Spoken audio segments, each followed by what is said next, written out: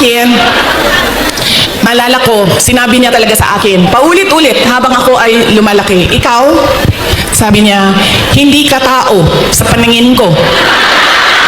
Napaisip ako noon, diba? Sabi ko, pusa o aso? Sabi, hindi ka tao sa paningin ko kung hindi ka abogado o doktor. Totoo yan.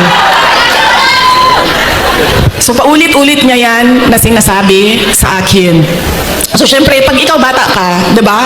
Papasok yan paulit-ulit diyan sa iyo. So ako din, habang ako ay nag-aaral, nung ako ay lumalaki, nag-aaral ka, elementary, high school, napasok na sa isip ko.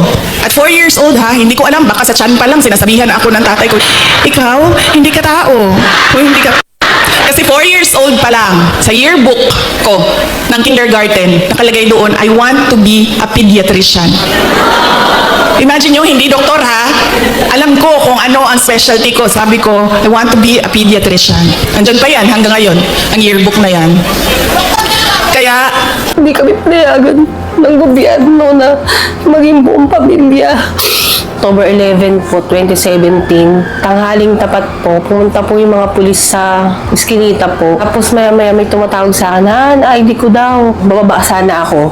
Pigilan ako ng mga pulis. Tapos back up, positive. Sabi ko, ba't pagkaganon positive? Napatingin ako sa asawa ko. Nung asawa ko naman binaril sa paa 2 beses, napatalon siya. Kala ko hindi siya papatayin, hindi siya babarilin. Sabi sa akin, huwag ka tumahimik ka, pumasok ka sa loob, pasok. Sabi sa akin, narinig ko na yung mga putok. Sabi sa akin ng hepe, pasensya ka nanay, kasi utos lang to sa taas. Sabi niya, pagpasensyahan niyo na. Iyak po ako ng iyak. Hindi ko na po naabutan yung asawa ko sa ospital. Nasa purinarya na po. Mabait na tao yung asawa ko. Mabait na ama sa mga anak ko. Natuloy yung mga anak ko maliliit pa eh. Ayokong pakita sa mga anak ko na magalit din sila. Ayokong ganun eh. Pangarap ko sa mga anak ko magkaroon ng pamilyang buo eh. Kasi ayokong paraanas sa mga anak ko pero hindi nangyari. Napaparaanas ko sa kanila na magtrabaho. Sabi ko, hindi ako nagpabaya. Paglalaban ko hanggang ngayon.